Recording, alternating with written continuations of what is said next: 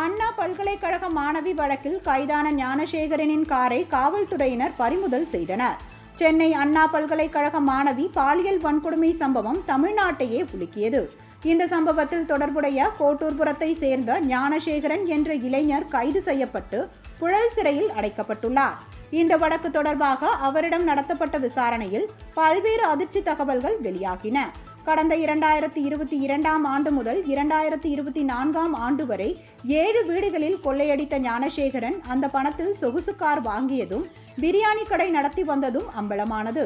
இதையடுத்து 7 திருட்டு வழக்குகளில் ஞானசேகரனை கைது செய்து 3 நாட்கள் காவலில் எடுத்து விசாரித்து வருகின்றனர். இதனிடையே கொள்ளையடித்த பணத்தில் வாங்கிய கார் பறிமுதல் செய்யப்பட்டு பள்ளிக்கரணை காவல் நிலையத்திற்கு கொண்டு வரப்பட்டது.